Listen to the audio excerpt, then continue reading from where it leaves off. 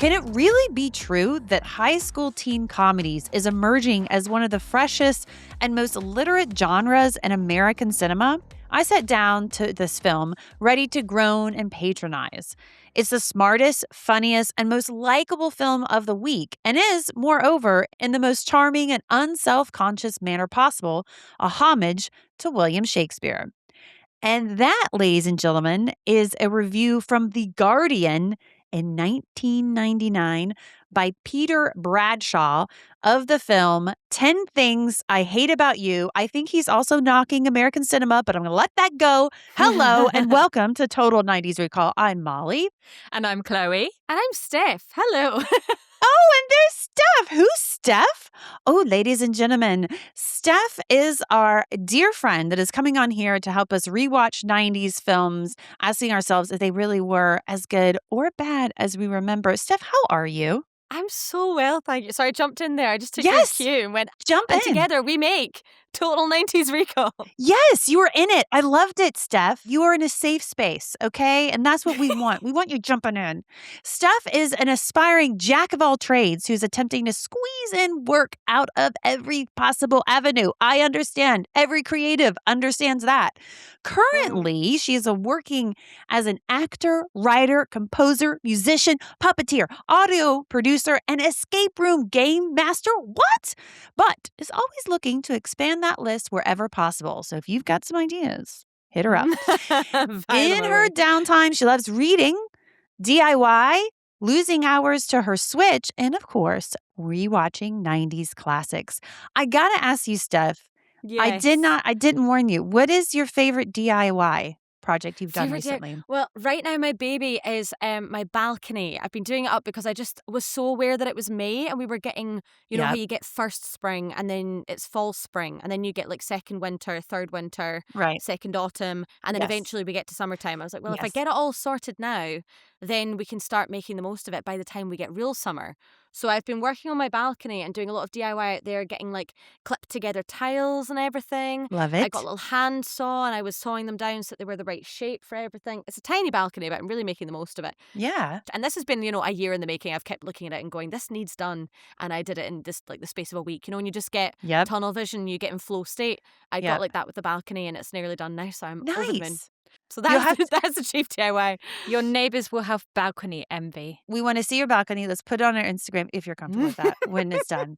But anyway, So Steph, you were the one that suggested 10 Things I Hate About You, which is the film we are doing today. And it's our first 1999 film.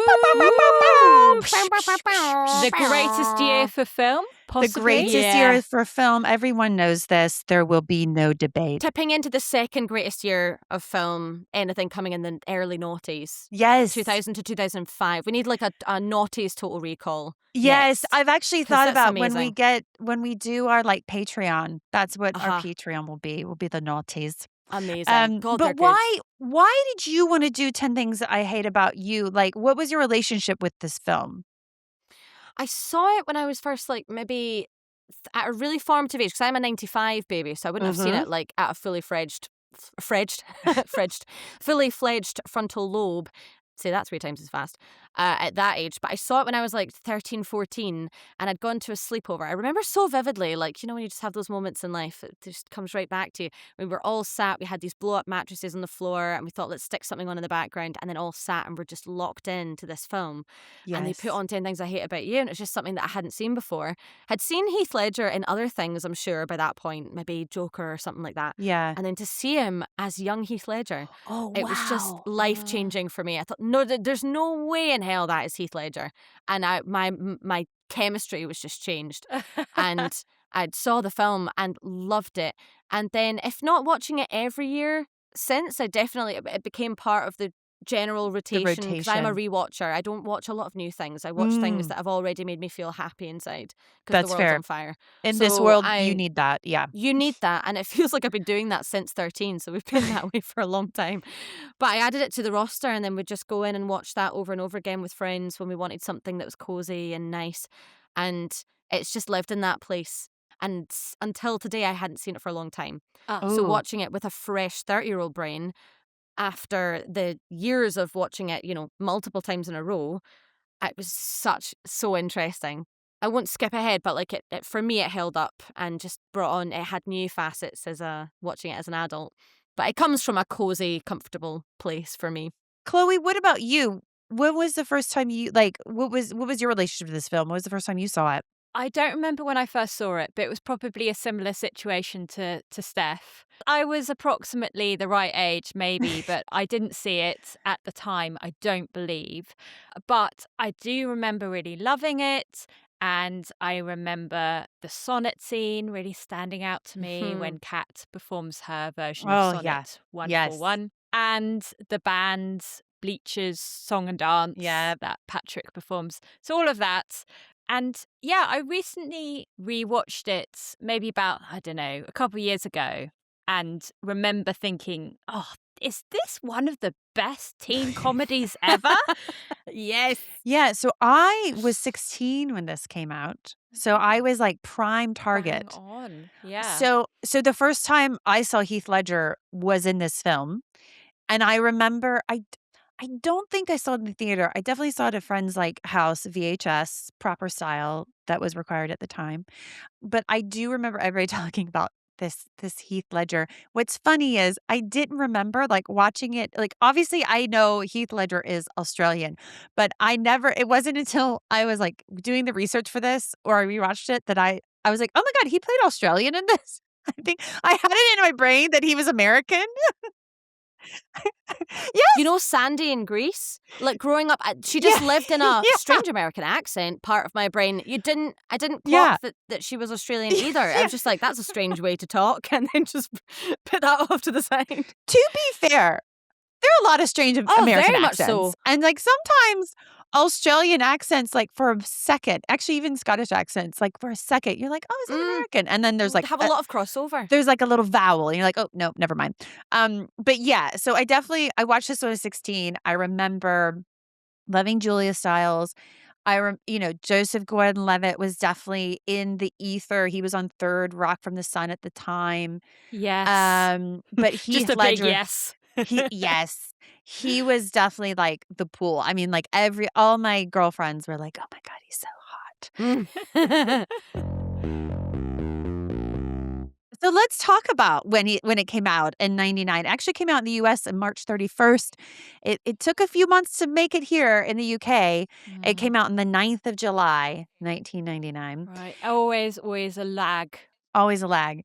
The budget was $13 million. Its box office was 53. So it was a success. It made back his money.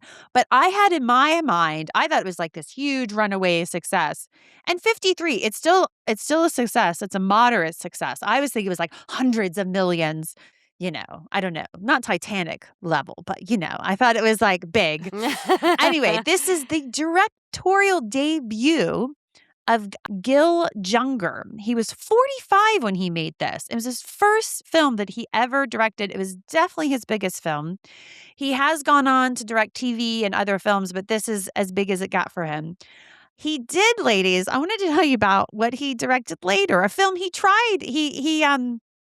It's shot, most of it was shot, but it never was released. It's called 10 Things I Hate About Life. And this is about 10 things I hate about life.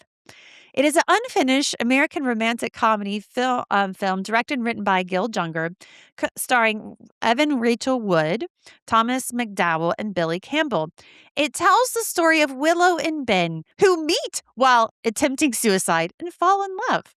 The film begins with Willow and Ben both determined to take their own lives. Ben and Willow put off their suicide plans and spend more time together, falling in love, and gradually finding in each other a reason to live. Right. Wow. I can see why that didn't make it to the cinemas. I've got thoughts about that. And was that meant to be a comedy or something? It was a romantic comedy.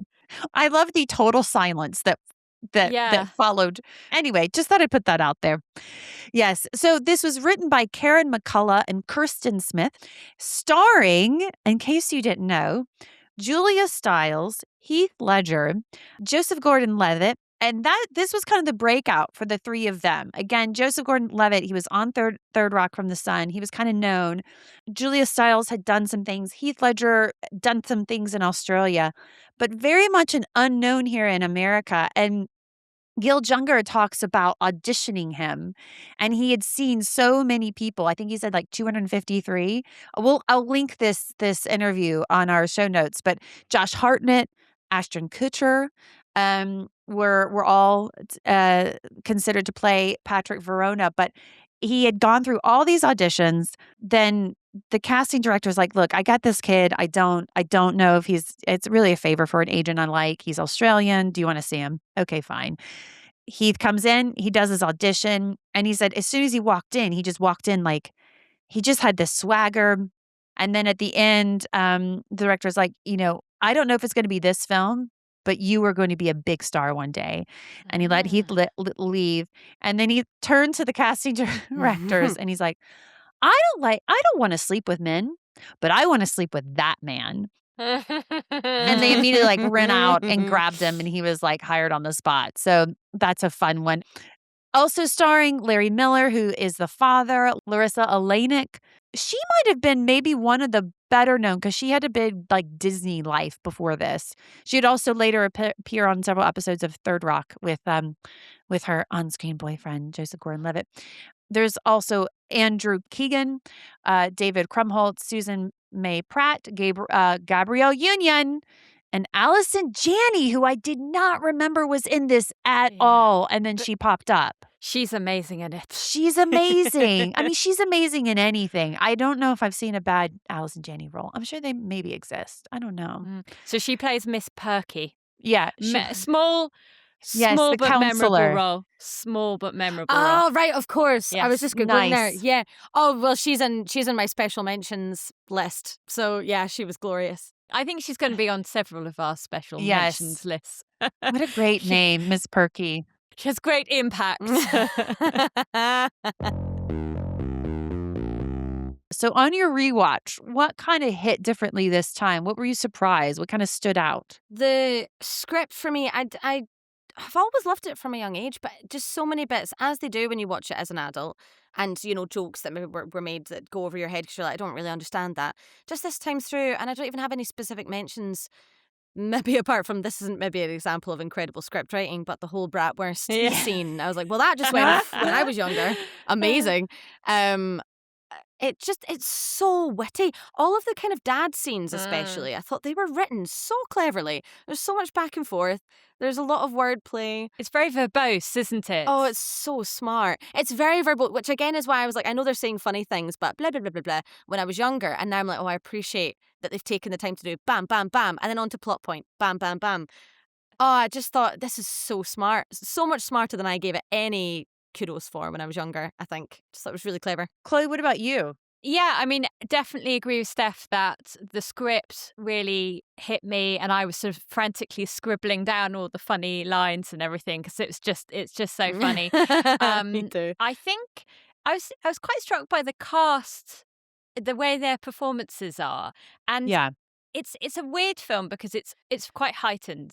The comedy is quite ribald. It doesn't shy away from the fact that, they're referring to their wank banks and, boys fantasizing about girls and all this kind of stuff. And it's got lots of pratfalls and really kind of absurdist physical comedy. Like my favorite being the moment where Bianca shoots the coach in the bum with her arrow. Yes. Just accidentally. So there's lots of kind of like hilarious moments in the background where physical comedy / violence is occurring. But then I felt like the cast's performances were slightly erring on the side of more naturalistic. Or maybe it's just that they're so young because they were actually quite close to their characters' ages in this. I think Julia Stiles was about 17 and I think Heath Ledger was about the same age. And so I think I was sort of almost feeling like they weren't quite leaning into the delivery as sharply as they might. And with Heath Ledger, I felt like in his early scenes in the film, he's almost quite kind of innocently bewildered rather than kind of broodingly menacing. And he's set up to be, he once ate a live duck, everything but the the beak and the feet and all this kind of stuff. And he's like lighting his cigarette on the Bunsen burner. So you're sort of set up to believe that he's like this absolute, monster of a dude. But actually, he's quite sort of innocent looking. Yeah. Maybe this is just because I'm old and I'm looking at him as like, half my age. I think it's because you're old now, Chloe. Thanks. Thank you for that reminder. He's. I did also notice how beautiful he is as well. And there's a moment where he says something like, "Am I not a pretty boy?" And I was like, "Yes, don't worry, Heath Ledger." Yes. But yeah, and then I also noticed that maybe, again, it's looking back on a film from the 90s. I felt like the editing was a little less snappy than you get in modern comedies. There was a lot of breath in it, wasn't there? There was a lot of moments where they just sat in things almost to the point of awkwardness and then let it pass. I'm like, is that because we just don't have patience anymore? I think and we're so. not allowing there to be gaps and things anymore? Yeah. Because it was nice. So when I was looking at it, I could see the Shakespearean influence. And I bring that up to your point, Chloe, because how it kind of flowed from like, different people talking about different people and talking to each other and interacting. And I was like, oh, I could see this as actually a play, like little people coming in and out. And that I think I went, I gave it to the editing. To me, rewatching it, I was like, oh, yeah, he was Australian in this. Didn't remember that.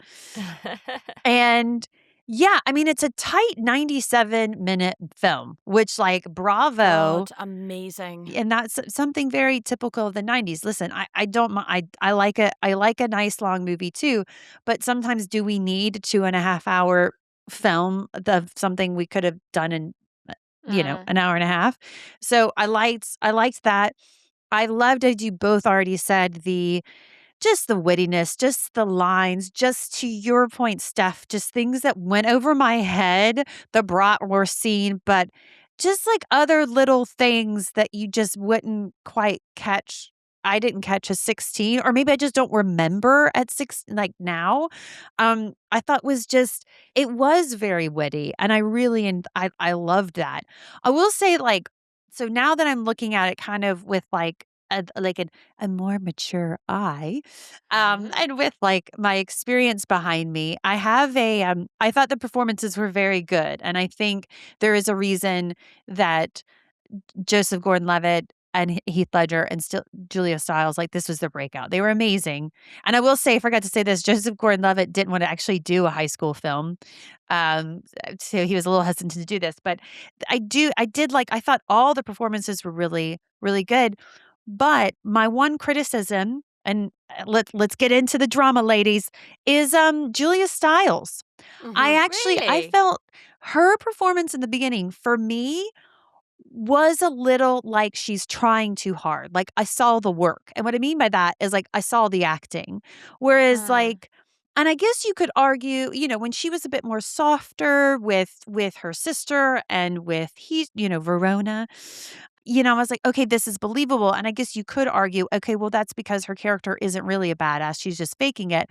But she's playing a part. She's playing a part. And I could see that. But also it just felt like, to me, a bit, I don't know. It just, I didn't believe that character in the beginning. And then later on I did. And I wasn't expecting to feel that because, again, growing up, I love Julia Stiles. I still think she's great. I mean, she's continued her career. And, probably not the height as she was in the early aughts, but like she's still continued to work. But I was surprised that I wasn't as like blown over by her as I was expecting. I did later. Like, I loved her at the end, but at the beginning I was like, this feels a bit forced. It feels a little bit how I felt about Heath Ledger's performance then. Oh, because I wasn't, as I was saying, I just felt like he didn't quite land for me at the beginning because he just felt a little bit like, what the hell am I doing here, kind of thing. And he didn't quite live up to the kind of the menacing reputation. And again, that's because it is all kind of confected. By the time he's doing the song and dance, I felt like, yes, he's got the showmanship and everything. It's funny, isn't it? Because usually you have actors who are about 10 years too old for the roles cast in those teen comedies. I've made multiple notes of folk like could be 40, could be 50. Like the people that are all dressed as if they're golfers. Some guy comes out and you're like, where on earth is he? I thought he was a dad, but no, he's apparently another student. Is that the future MBAs. Yeah, and the Yeah. guy that's hosting the party, I forget what his name is. But Yeah. he comes out in Yes. his full golf get up and he's hitting a ball, and I'm But like, you are yes. 40 years old. What are you doing They're here? meant to be ridiculous, aren't they? They're meant to be ridiculous, yeah. Because he's sort of like, oh, that'll be Nigel with the brie.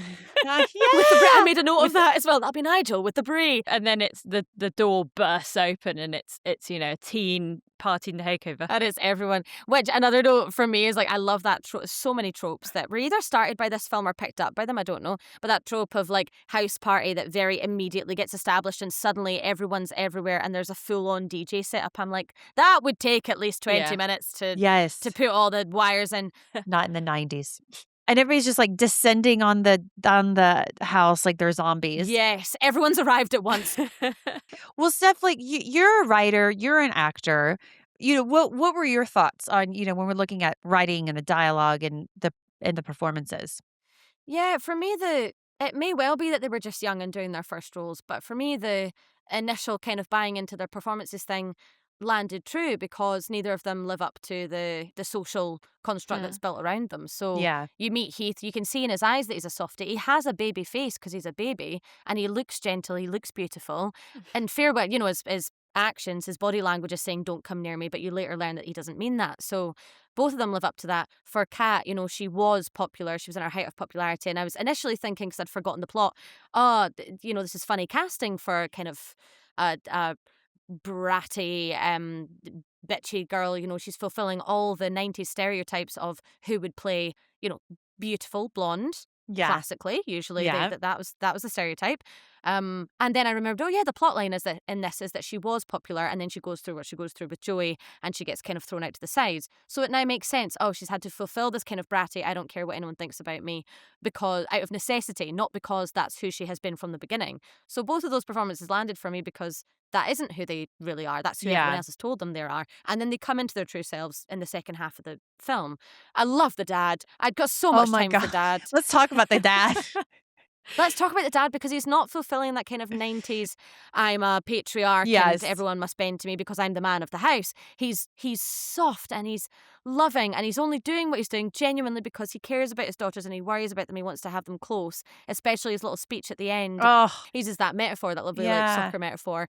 And you just think, I'm so glad they didn't do that with you. They didn't just make you a hard ass for the Yeah. sake of making you a hard ass. Like he's a soft, loving dad who's just trying to keep a hold of his daughters. And he'd do that from the beginning. And yeah, doesn't tip over. But he's also terrified of teen pregnancy. It's the whole implication is he's a gynecologist and he says that he's up to his elbows in placenta all day due to the poor life choices of young women like his daughters. So he also has the belly, which he makes Bianca wear.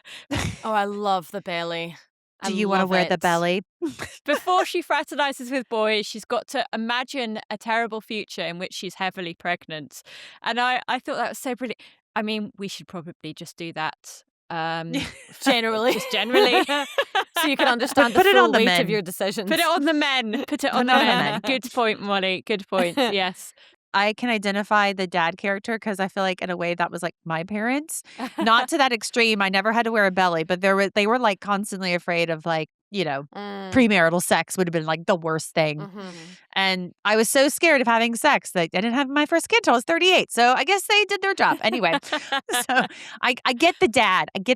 But he does really love his kids, and it was really interesting how I know this may sound silly, but like the mom just left. Yeah, I was Yeah. trying to remember when you start it from the beginning, you kind of Yeah. think, is she dead? I can't, because I most of thought them she was do. dead. Mum's dead or Yeah. dad's dead. Usually that's Yeah. another trope kind of in the, I've had to find myself Yeah. because one of my parents has passed away.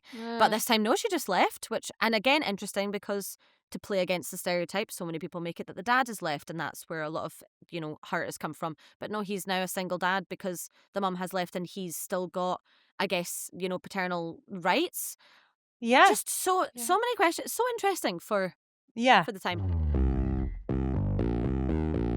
This was inspired by Clueless. This was adapted, and it was inspired by Taming of the Shrew and Kiss Me Kate, which was a musical based off of Taming of the Shrew. It is really interesting that it's taken the Taming of the Shrew, but it's got a few nods. Steph, you said you were writing down the quotes that come up. Just anything that I thought sounded Shakespearean, I was like, let me just double check if that's a note. And it was things like, I burn, I pine, I perish. No, I burn, I pine, I perish. That was straight from the play. And they might have taken it not from, like the, or his pal, one of the two, it's not necessarily the same character as who said it in the original or based on the same character, but the lines have just been, nicked. So I burn, I pine, I perish. Also, where is it? Mewling, Rampalian or Rampalian wretch. I can't remember how you pronounce that, but Mewling, Rampalian wretch herself, that's the shrew.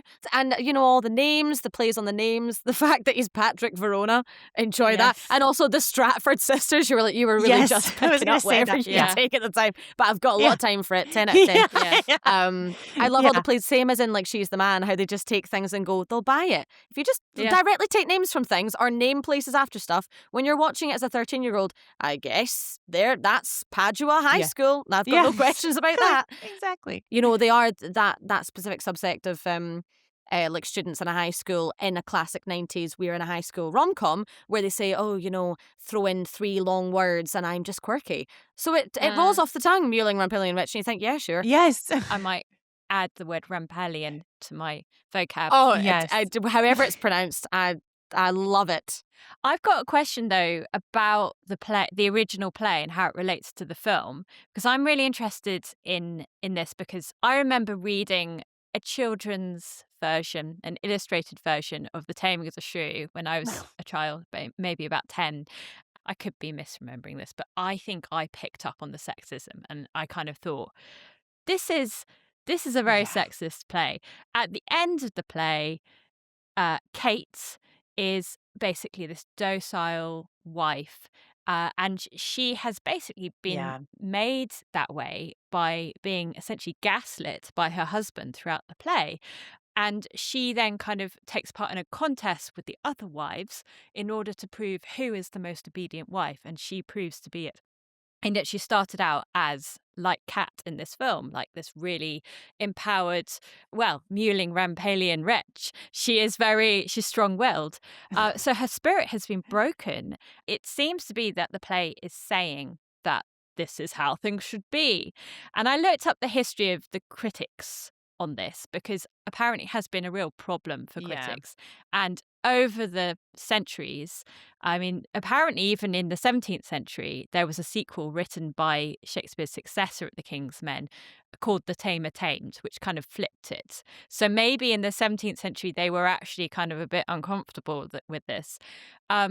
Some people say that the fact there's this sort of framing narrative in which this wastrel is given the clothes of the Lord and tricked into thinking that he is something that he's not, that is Shakespeare's way of saying, don't take this so seriously. This is meant to be this ridiculous fantasy put on for a drunk.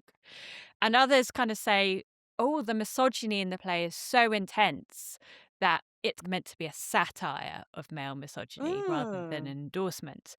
So I was just really interested in what your thoughts are, because to me, this film does hold up as quite a feminist 90s film. And it takes this really misogynistic source material and flips it. And actually, Kat doesn't seem to be tamed. Her spirit is not broken. It is built up. But what do you think? Is there something I'm missing? Do you think it has completely flipped it? It did. Like, to me, I remember watching, so Richard Burton and Elizabeth Taylor did a version of Taming of the Shrew. And I remember that's why I remember seeing it for the first time. And I, even at my young age, I remember thinking, I don't know if I had the word sexist yet in my vocabulary, but I remember thinking, this is horrible. Like, this is just terrible. And to your point, Chloe, she was just, just worn down. Right. And so from what I remember of it, I do remember thinking this is terrible for women. It is interesting. I do like your thought that maybe it was so obviously sexist that it was, a farce. And I do love to. It's not my thoughts. It's not my original thought. Whoever said that, I am like, that is an interesting take, and it is interesting that it makes me actually feel a little bit better that they're like. Later, they're like, oh, wait, we need to address something. So they did another play. But to your point, I think this is super empowering for girls and for women to watch now. Even Bianca, I thought that was something really effective through the script and through I forgot her name now. Larissa Olenek. Thank you. Her performance, it was a very nice change how she went from this selfish brat to, a more open person. And I really liked that. And I felt like, Kate still held on to herself, but was able to soften herself. And this is something that, I've learned through being an actor is sometimes we feel as, a lot of people think that brute force is strength and not being vulnerable is strength. And actually what you learn is vulnerability is like the strongest thing you can do and shows your strength. And I think that's a note for maybe certain people in the world that might be ruling certain countries, is that vulnerability actually is. What could you possibly I don't mean? know. But vulnerability is strength. And Kate becomes vulnerable, but she's still true to herself. She doesn't decide to stay in Seattle for her and Heath, She's still going to Sarah Lawrence. And she doesn't have a makeover. She doesn't have a crucially, makeover. for a teen comedy. Oh, good point. She doesn't have a makeover. She doesn't even really wear much makeup, No. And what is just hitting me as I'm saying this, Patrick doesn't expect her to change. He doesn't want her to change. He actually loves her for who she is and just how she is. And so I think for young women seeing this film, it's very empowering. And I love that it flipped the script from Shakespeare. Steph, what do you think? I think I went along with Kat as the kind of lead character of it. You stay in her shoes the whole time and you're kind of watching everything from her point of view. So because she is so strong and she remains so strong to the end, it can't be anything but a kind of, feminist, strong telling of the story. You're not seeing it through anyone else's eyes. Everything that's happening is from her point of view. And they kind of let her, I have lots of thoughts on the original, but they let her and Patrick meet each other as two kind of grainy, rough people meet at the beginning and they wear each other down and they find a new kind of equilibrium together. But he doesn't do that kind of what would now be called negging. I believe the youth have given it a name. But I think it would now be called negging. So that technique of kind of wearing someone down by giving them backhanded compliments or insulting them outright when naturally you want to win them round to your control, this kind of thing. There's none of that. There is light flirting. There's a little bit of him saying I don't know about you, but anyway, look over here. But it's not abusive. It's not anything like that. Yeah. So because they change his character and keep Kat as she is, that's I think what allows her to become then softer through it. And like you say, he loves her for who she is. As far as the original goes, I've had so many thoughts anytime it's come up over the years. Because again, originally, I think I fully just saw it as, why does this exist? Yeah. It sticks out like a sore thumb in his general roster of plays, because traditionally he actually writes pretty strong women, I would say. Whenever, you've played any, they feel pretty strong to play. You don't really have to be digging quite deep to find the strength within a character. It is all written in there. Although, some things may reflect the time. I think the way that his attitude towards women, where he was still subverting things and challenging things in the way that he was writing things. Like, look at Merry Wives of Windsor. Yeah. It's the women that have all the power in that, and they're mocking all of the kind of male stereotypes. So if it's anything, I think it is that kind of that parody of patriarchy and going, surely if I push it right to the other end of the spectrum, surely people will get that this is a joke. And yet still we have people going, God, I can't believe he would write something so terrible. I think I have to believe it must be coming from a parody place, or that there's that amazing performance of it that there's not a full recording, which sucks, but there's little snippets. That version with Meryl Streep and I don't know how you say it, but Raul Julia, maybe so you pronounce it. Have you seen any clips of that? No. They did this. I think they filmed segments for a training thing or a workshop thing, and there was a version that they did together, and I'll find a version and I'll send you the link so that you can put it in the show notes. But it's electric. That scene where they first meet each other and he's challenging her, saying, leave me alone, leave me. I want nothing to do with you. And he pulls her in and holds her on his arm and hovers his hand over her bodice, and oh my God, your whole body just goes. And in that, literally the clips of that version, I thought, they both need someone to be that fire for them so that they can allow themselves to relax. Because she's such a Hellion and a Hellcat and all these things that they call her, or at least she's putting that kind of front on, she needs someone potentially to hold her, to take the mantle from her so she can relax and be the full person that she is. But she's not met her match yet. And then, of course, you have all the terrible stuff about he then does tip over into, I think you could only call it abusive behavior, where he like He sort of starves her. makes her say that night is day and that kind of thing, doesn't he? Yeah, there's that whole element, which is the other end of the spectrum. But potentially there is a little bit of they find their match in each other, and that's what mellows them both out.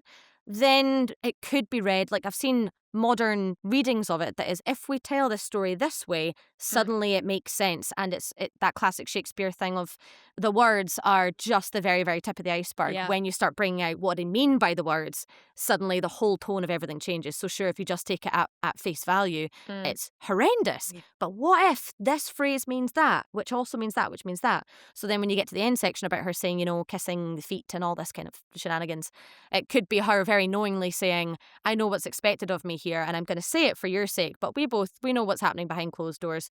We have our kind of balanced marriage. So there's a lot of different takes on it, but it may be the 2026 urge to kind of soften everything. I don't know. But it's an interesting other side of the coin to look at it, where although all the words are suggesting it's this horrible, terrible thing, there is a version where you challenge all of that and still tell the same story. I don't know. It's interesting. I wish I had time, but I do feel like the Richard Burton and Elizabeth Taylor version, there was more of what you said. They've met their match. You know, they're both a handful, right? They meet their match, and I feel like this is jogging my memory that she is more like, oh yeah, I'll do this because we need to do this in public. But you know who the boss is. Look at me, the weak little woman. Anyway, fetch my shoes. Yeah. Kind of thing. So you're feeling then, it's sounding like, Steph, that actually the feminist instincts, or maybe the interesting romantic dynamic that we see in this film, might have been drawn from the original play, or an interpretation of the original play. So it's all in there. Yeah, there could be a version where they're just pulling to the surface some themes that he may, I mean, we'll never know, he's long gone, isn't he? But some of the themes that he may have buried in there underneath all the layers of parody and other things. I do choose to believe that because of his other roster work, because this is the sore thumb, I have to take that as a sign that he didn't believe. Why would you write this one play that's incredibly, you know, could be very abusive, very, very... I don't know. I just think there must be more to it because of all of his other work. So, I think maybe they were bringing some of those deeper themes to the surface and going, okay, this is what he meant to say in a modern lens. I was looking at quite an interesting thing from Emily Temple from Literary Hub, talking about that relationship between Kat and Patrick. And I just have a little quote from here. She says, every romantic coupling in this film is directly brought about by the man taking on the preferences of the woman in some way, so as to win her, or so as to be a better match for her. So an example would be Patrick does this to get Kat. So having learnt that her likes are Thai food, same, feminist prose, same, angry girl music of the indie rock persuasion, Patrick shows up at Club Skunk to name drop her favourite bands to her. So it's those sorts of things where the men are kind of bending towards, around the women to some extent. And then, of course, there is this element, Kat feels terribly betrayed because she worries that he hasn't been authentic in his dealings with her throughout. That issue of authenticity is definitely something that sort of seems to kind of come up quite a lot. This is her most important thing about herself. She refuses to be something that she's not. She tells Bianca that she constructed a version of herself that is protective, and then through her romance with Patrick, she manages to find a kind of mediation between the spiky, scary version who rams her car into other people's cars and deserved, notably, indeed. Oh my God! And she still maintains that kid kicked himself in the balls. Yes.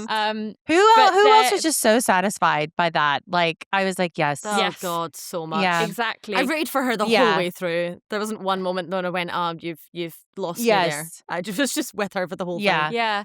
And he's validating the version of herself that she wants to be. You know, he's telling her that she's the sister he prefers. You know, he gets her favourite band to play at the prom. What a dream boy.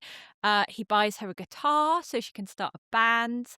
You know, it's not the taming of the shrew at all. No. You know, it's the very much taming of the dude. Yeah. There you go. Yeah, but to your point, Chloe, it's like what I think is so great about this film is the one thing that for me has held up is the fact that it tells any woman, but any young woman, like you can still be yourself. You don't have to change in order to get the guy.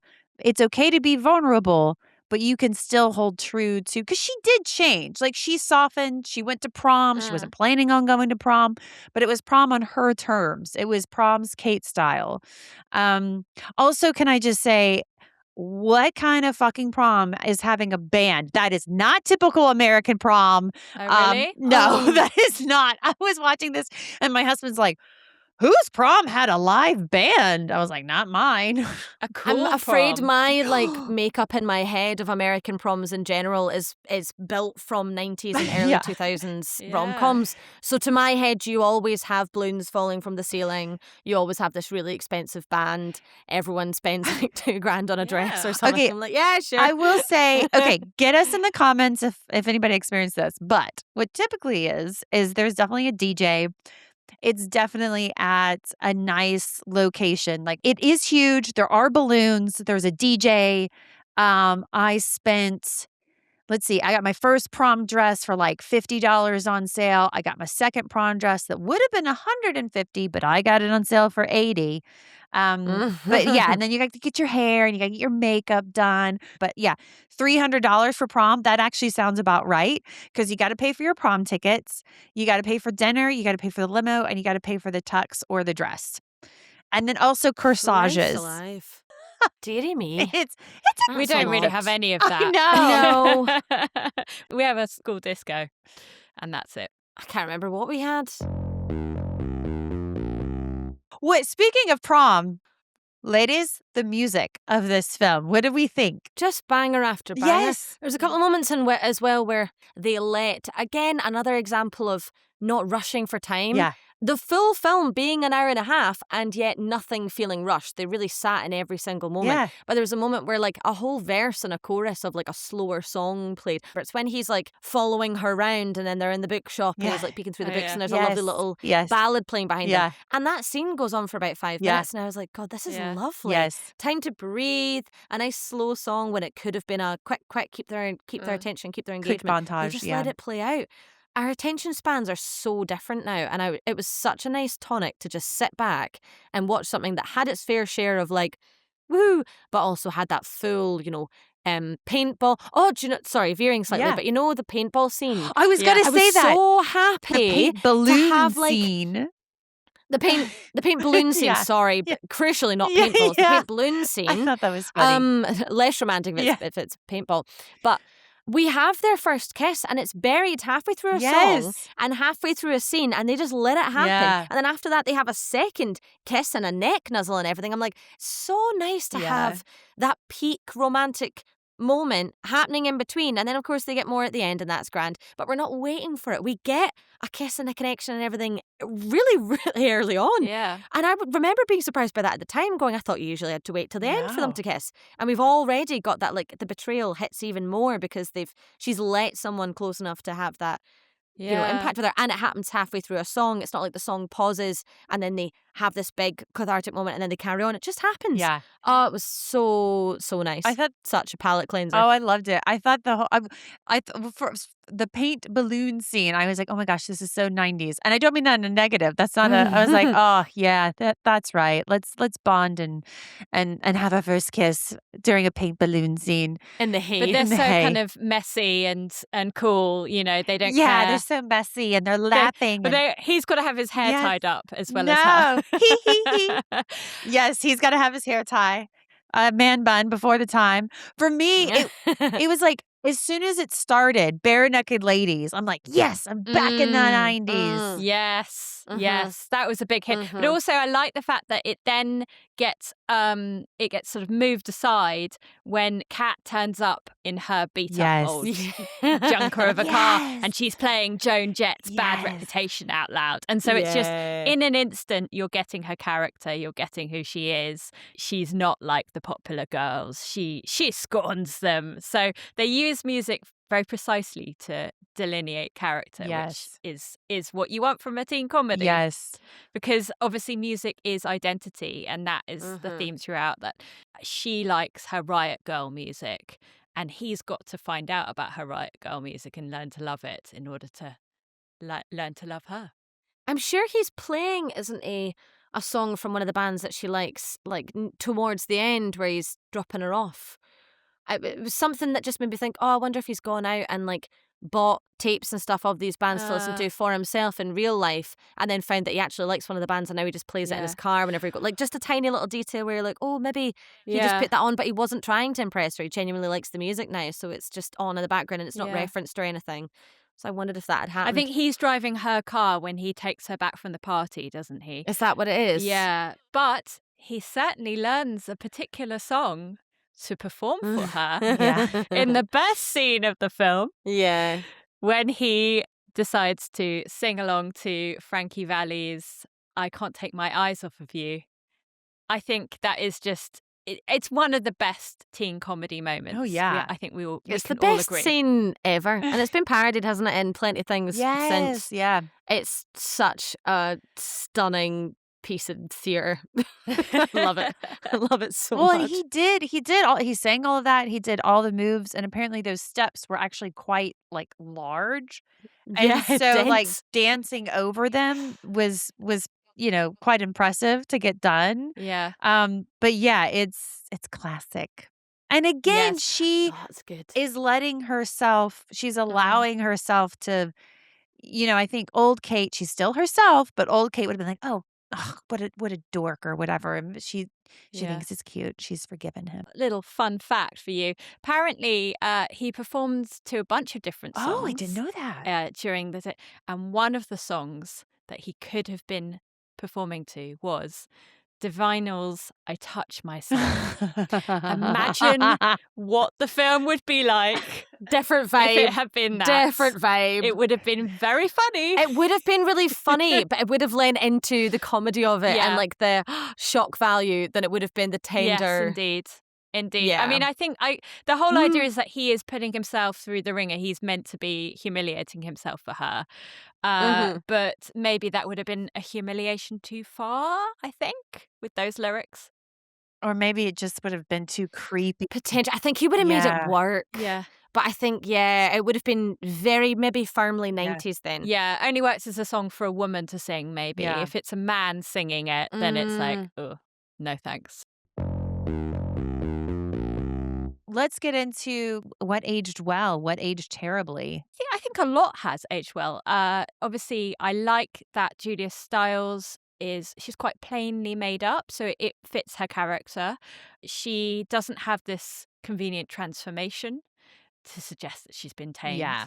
She puts a dress on for the prom, but that just fits her style. Yeah. It's quite sort of pared back.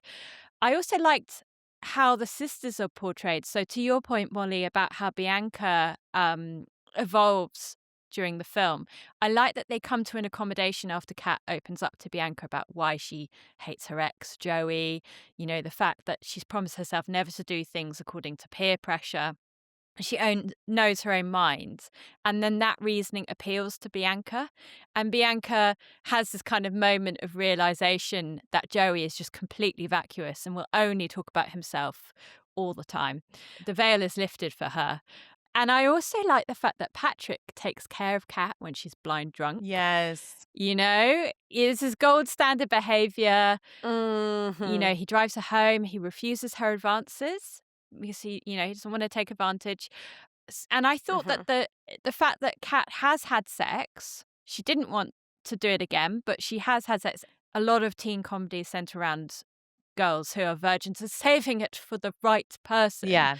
And my first. And I think it was quite kind of grown up in its attitude towards sex. Yeah, everybody else was doing it. She just wanted to get it over with, which I think a lot of people at that age understand. Can I just say on the black panties, I specifically remember that line, and I remember that like, oh, if I get colored panties, that means I want to have sex. And then as I got it really older, does stay with you. it does. And then I was like, oh, I might want to have sex. Maybe I should get some colored panties. So And that yet the reason you'd reach for a black pair of pants is because you're on your period or something. yes, exactly. That's my main thought. My main Face thought it. is hide the evidence. Yes, exactly. Not sexism. Or it's like, I don't want to have sex. I'm going to wear like ugly underwear. My granny pants. Exactly. Was there anything that aged terribly for you, Chloe? There's the R slur, Mm-hmm. and then also there's a weird moment which just feels like it's out of a film from 2 decades before, in which Patrick talks about having been in Australia, and Kat says something about the pygmies. It's just wrong on several I didn't even levels. understand I didn't Google, but I didn't at the time understand what she was talking about. It was like wrong continent and also just horribly racist. Yes. So that was weird. And also maybe the fact that when Cameron is asking Bianca, how they're gonna like get Kat to start dating, and he's like, is she KD Lang fan? Yes. And that's the euphemism of the time to Yes. say, is she a lesbian? Yes. Oh, really? Yes. I had those very... Again, totally over my head. And I feel like No idea what you're that talking very about. 90s thing. That was like quintessential, like Katie Lang 90s. Yes. What about you, Steph? What aged well or badly for you? Yeah, honestly, see, I wrote down that I was amazed by how much of it aged well, that I would watch it over and over again and not have to do those mental gymnastics of ignore that it's net. Like how you Yes. sometimes do. Friends is one of my favourite TV shows in the world, and you still have to do a little bit of gymnastics Oh, sometimes. a lot. But Yeah. I didn't have to for the Yeah. sometimes, but for the most part, I didn't have to do many mental gymnastics at all. It was just the odd moments of I had also written down, the R slur. I was like, whoa, that came out of nowhere. Woof. Yeah. Slap and me it's in the face. handled in a casual way. And it's handled in a very casual way so that you Yeah. kind of go, oh, God, I forgot that was so normal. And another couple of phrases like, again, won't say the words, but someone talks about someone like using drugs, one of the people that had fallen pregnant that her dad was working on, and being like, oh, what did she say when you were working on her? And she says, oh, I'm a dumb... And then talks about like being, a drug user, and I was like, "Whoa!" Again, whiff. And these two things happen within the same scene. I think she says that, and then she says, what she says about the R word. I'm like, "Girl, Bianca, take a minute, Bianca take a was breath, harsh. girl." And I'd Yeah. also written down at the very top, and I'd just written down, "Hate Bianca. If Bianca has no enemies, I'm dead." Yeah. But then I got to the end of the film and remembered that she does win me back. Yeah. But at the beginning, I just think, God, you are Yeah. heinous. Yes. So it's language for me as far as the actual treatment of the story and telling of Yeah. it and like gender roles and everything. I thought for the most part that holds up, Yeah. I reckon. Because the people whose opinions you're supposed to be on side with are Yeah. saying it's wrong to pay people to try and take someone's virginity. Yeah. Ugh. Yeah. And like, all those kind of all the things that come up that you think, oh, that's questionable, is coming from the point of view of people you're not supposed to agree with. So I kind of thought, honestly, this stands. Yes. I'm proud to say. Yeah. I agree with everything. Mostly. I think most of it aged really I well. know what Molly's going to say. Oh, let's see. Let's see how well you know me.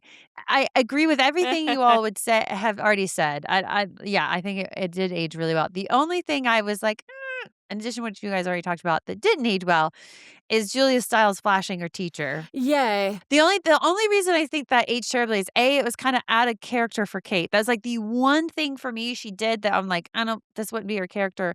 And also just, I don't know, an underage girl Yeah. flashing her teacher and her teacher being, and not like her teacher being like, oh my God, what are you doing? Fine. Like, he's It's like, awkward. yeah. To piggyback off that, the kind of blatant writing of an erotic novel in a Yes. school Yeah. in a school environment. The two sexual things to do with the teachers, I was like, oh, someone get the health and safety Yes. board involved. But yeah, those jumped out at me. It was a different time. The thing I thought Molly was going to say has aged well is the set dressing. Oh, and yes. the sets. You in are general. right. Because Kat's room is all tie-dye Yes. bedspread and posters plastered all over the wall. Michael's room, when he's getting ready with Cameron, his dressing table is just cluttered with stuff, including Shakespeare Yes. pomade. Or pomade. I don't know how you say it. And yeah, so I was watching it. I was going, Molly will be appreciating did. these I actually really 1990s did. Well, I was going to get to that, but yeah, I did. Do you know what cracks me up? What? That set copy of the bell jar that's the size of her head, Yes. if not bigger. Yes. And she's like, oh my God. let me read my book. Hang on. Doof. It's like they're huge. just definitely trying It to really set her cracks me up. character with this giant bell jar. Font size 25. It really got me. What was the most 90s moments, lines, scenes for you guys, you ladies? The prom for me, Yes, yeah. definitely. The whole kind of we're all dancing to no music is very 90s to me. Yeah. And then like when you watch the bloopers at the end. Did you Yeah. watch the bloopers over the I credits? loved Yes. it. I forgot they existed. That was Yeah. amazing. But I'm watching That in that in itself, itself is very 90s. And watching the take that is taken from the bloopers of the prom scene, and you just hear scuffle, Yeah. stomp, stomp, and they're saying the lines here like, oh, this takes me back. But yeah, the costumes as well, the hair. I wrote down the hair is rough, all those tight pulled back buns. I kept thinking Julia's head must ache. Oh my God. What a shame. She's like scraped Yes. back and then gelled down. Yeah, it's the old the Croydon facelift, Is as that they what used it's to call it called? at the Oh, time. And it was very much like Kate Moss kind of look, I think. yeah. I didn't mind. I thought it. I don't. And it's come back again, quite liked it. honestly. Yeah. Also, I'd written down the green screen pedaling of the pedalos when they're not moving forward at all. They're just pedaling on the spot. I thought that was a very 90s like special effect that they're just on the water but not going anywhere. They've disabled the pedals or something. What about you, Chloe? I mean, for me, there's so many. Bite Me as a retort is very 90s. The Real World on MTV. I wrote that down. I didn't have MTV as a child, but I sort of knew it through osmosis and was desperate to know. I'm still desperate to know what The Real World is. I think it's like an early fly on the wall reality TV show. I got to stop it right now. Yes. So I did not have MTV as a child. My best friend did. So I could watch Real World at my best friend's house. And my favorite one was Real World Seattle, which they were watching. It was like an early Big Brother, essentially. They brought together these like 6 or 7 young, 20-somethings, live together in the house and find out the real world, live together and work together. And they were supposed to have jobs together, but the jobs definitely became like a footnote in the show. Seeing the real world, especially Seattle, like took me back. And I loved that. That was so 90s for me. A couple more very 90s things, just for sake of completion. I agree with you, Steph, about 90s fashion. I think, I mean, a lot of it is coming back. So like slip dresses. It doesn't look that far away, crop to be fair. tops. I mean, all the teens are basically dressing like Julia Stiles 30 years ago. I really like her little camo top and combats combo. It's very All Saints. Gabrielle Union has some very excellent little tinted glasses in her first scene. They're sort of like pink tinted. We won't talk about Bianca's very unique prom dress, but she's a sophomore. She doesn't know any better. It's like that looked more like 80s. It's terrible, isn't it? That looked more 80s like than a top and 90s. It's so bad that it's good. I did like also that Kat is table dancing to Hypnotize by the Notorious B.I.G. Yeah. A tune. That table, I remember just wanting to I might be have been her at one I thought point, she was ladies, so because cool. of that scene. I can well believe it, When Molly. I was older, I when I can was believe older, it. when I was older, I was like in my 20s. When you're older, okay. I mean, she is 18. She can do what she wants. I also like that the dad goes, "You're not one of those Dawson River kids." And I thought you would like that line. Yeah.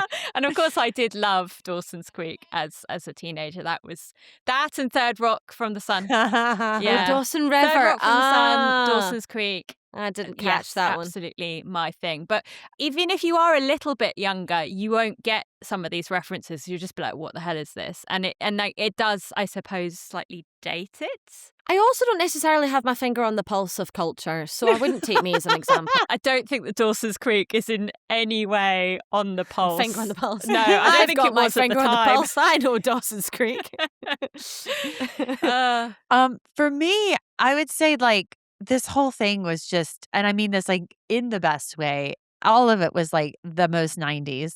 And I mean this, I loved it. Like this was, like I said, I was 16 when this came out. So I got like Midol. They talk about Midol. Midol was this pain reliever that was highly marketed in the 90s for period pain. So when they talk about Midol, they're talking about period pain. And it's basically just ibuprofen. But I remember like coming up thinking, oh, I should have Midol because if I have a period pain, that's what I take. To what you said, Steph, not only the fashion, but the eyebrows, the thin eyebrows. Oof, lovely. Yes, loved it. The music, we already said. I'm down. I got the 411. So 411, I don't know what the equivalent would be here, but that's what you called when you needed information. So you need somebody's number, you need whatever. We have Google now, so Yes. Yeah. I don't know what we would have called. I don't think there was one. Okay, yeah. So if I'm down, I got the 411. That means like I got the information. I got the info. I also love the ska music, very 90s. Yeah. The odd white rastas. Yes. Oh my God. Another mention for Mr. Is it Mr. Morgan? Yes. Another mention for him, Patience of a Saint. Yes. My God. Yes. He was great. Oh my God, the amazing. teacher was great. He was basically every adult that would have been in that situation. He was my favorite. Oh, he was great. The odd friends who randomly get together at the last minute, Yeah, the Shakespearean fan. Yes, folk. But yeah, I think just like all of it was 90s and I loved every second of that. Again, this was like a nice 90s capsule, but in a good way. Okay, any awards we would get this film? Award for my favorite supporting character would go to Mr. Morgan. I think it was a hard win between him and Miss Perky, but I think he wins it purely for like calling Julia out for being, a middle-class white woman complaining about oppression. And he's like, have a word with me about oppression. Don't get me started on you two white Rastafarian guys. He's got so many brilliant one-liners and he just brings a real And he raps the sonnet as well. And he raps the sonnet and everyone just goes, yeah. Yeah. It's great. Well, the Rastas are going, man. Like, no. Yeah, he raps the sonnet like it's just second nature. Yeah. But he was fantastic. So award for me for best supporting character. Chloe, what about you? I was going to say the Bratwurst Award for most erotic fiction goes to Ms. Perky. I'm sad we didn't get to see more of her and hear further installments of Reginald's quivering member. Her purple prose is peerless. I love it. I love her interactions with Kat. It's just great. And I think I'd also, of course, have to give best serenade to Patrick for singing Can't Take My Eyes Off of You. Most uncomfortable kiss also for the hay snog. I think it's beautiful to watch, but I think there would be hay in places you wouldn't want it, potentially. Girl. Yes. Well done. For me, ladies, have you ever been whelmed? Or overwhelmed? I love in Europe, only in Europe, only in nowhere Europe. else. So I loved the first line we see Bianca, and I forgot Gabrielle Union's character name, but Chastity, she's called. Yes, Chastity, very nod to Shakespeare. You can be overwhelmed and underwhelmed, but can you be whelmed? So I forgot to ask you ladies that. I think you can in Europe. I think you can. She's in quite Europe. the philosopher. She is. I've been whelmed. But I would say Definitely. the best line for me was grip it and rip it. That was when they were golfing. Again, another like quick thing. You like blink and you missed it. Ladies, I think I know this answer, but does this film hold up? Is it worth returning to? Was it as good as we thought it was in 1999? In a nutshell, absolutely. Yeah. For me, absolutely. Would watch it time and time again. And like I say, wouldn't have to do the mental gymnastics to make it enjoyable. I would just watch it and have a lovely time. Totally. What would be a good film you would suggest to watch after? It could be vibe, it could be an actor, it could be however you want to just take that. What recommendations would you give? So many films. There are so many amazing films. For other Shakespearean adaptations that are the same kind of vibe, again, potentially we're scooting into kind of early 2000s. But like She's the Man, which is, of course, an adaptation of Twelfth Night or inspired by Twelfth Night. And another one that I've realised not everyone actually knows, but John Tucker Must Die. To me, it was watched by everyone in my friend group, so we all were obsessed with it. But that's amazing, and that's an adaptation of Merry Wives at Windsor. And I see that the screenwriters of 10 Things I Hate About You also were the screenwriters behind She's the Man. You're joking. So That's clearly amazing. had a little cottage industry going. They found their very specific niche and they exploited it. Yeah. But then if you wanted something that, again, is like failed bet, that kind of trope, we have the trilogy Clueless, Failure to Launch, How to Lose a Guy in 10 Days. Those are my recs. Nice. Oh, nice. Chloe? So for me, the obvious comparison, another great 90s Shakespeare adaptation. It is the only Romeo plus Juliet, directed by Baz Luhrmann from 1996. I think it is the best Shakespeare adaptation of the era. It has style, it has pace, it has furious energy, captures all the drama in a totally different setting from the original play. Amazing soundtrack, just one of the best. I second you, Steph, on Clueless from 1995, directed by Amy Heckerling. It's just a peerless literary adaptation of Austen's Emma, and it is transposed to a US high school. So you've got that same vibe as with 10 Things, and it's just endlessly quotable, amazing fashion. It's hilarious. Yeah. The Breakfast Club from 1985. I think that John Hughes perfected the art form of the teen movie, and all that sort of stuff about the high school teen tribes that you get at the beginning of 10 Things, I think is sort of encapsulated in this film. I think that Alison, played by Ali Sheedy in this film, would get on with Kat from 10 Things. And then my last recommendation is Lady Bird from 2017, directed by Greta Gerwig. Yes. I love it. It's a coming-of-age story about a very opinionated teen girl. It manages to kind of satirize adolescence and our sort of pretentious attitudes at that age, but very much representing the emotional highs and lows of that period of your life with honesty. So I love it. Yeah. I think that if you love 10 Things I Hate About You, then you'll love Lady Bird. Yes. Oh, those are all good. All good recommendations. I'm going to echo what you both already said about Clueless. This was what inspired these screenwriters to do 10 Things I Hate About You, and it's a future episode. Obviously, it's endlessly quotable, as Chloe said. So Clueless definitely. Up to it. Yes, we're building up to it. And then these are all good recommendations. So the only one I'm going to add is "Oh Brother, Where Art Thou" from 2000. This is taking a classic, the Odyssey, but it's mapping it onto earliest 20th century America.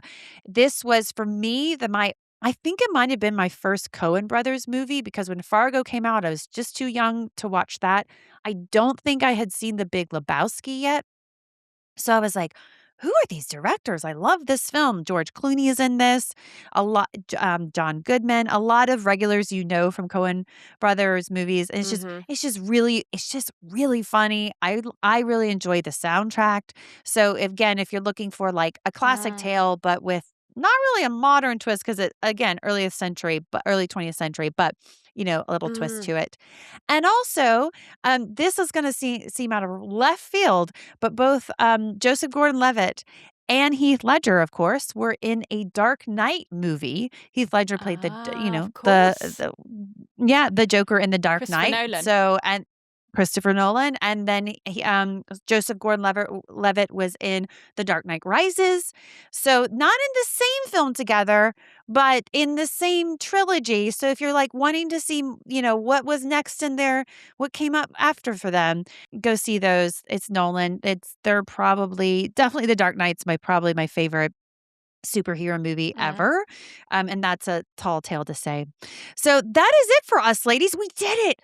We did 10 Things I Hate About You. Steph, thank you so much for bringing this to us and joining us on recalling it and rewatching with us. Where can people find you if they want to stalk you because they have fallen in love with you, because they don't hate you, they love you? Well, they're only human, they're only natural. If they want to find me, you can get me on the old gram if they fancy. So it would be at MacMAC _ga, G-A, _Ray, R-A-E, which is me trying to help people with pronouncing my last name somewhat helpfully, somewhat not. So it's MacGarry. And then if you want to follow the account for the musical I've written. Ooh, you've written a musical? Ooh. I have. I bet you don't know about this. I've written a musical and I made a little Instagram account for it to keep anyone up to date on further info about it. So that's at Off the Rails Musical on Instagram as well. So I'll keep everyone up to date with any further things We on will, that. of course, put all of those into the show notes. Yes. And that is it for us. You can follow us on Instagram, or the gram, as Steph called it, which I think is so cool. And I might start changing it to that. She's so cool. Yes. So hip. Total 90s Recall. That's Total 90S Recall. We're now on Letterboxd. That's where we're putting our recommendations. Follow us. We'll follow you. You can also email us if that's your thing, total90srecall@gmail.com. We're on YouTube as well, and I love the comments we're getting on that, so please keep them coming.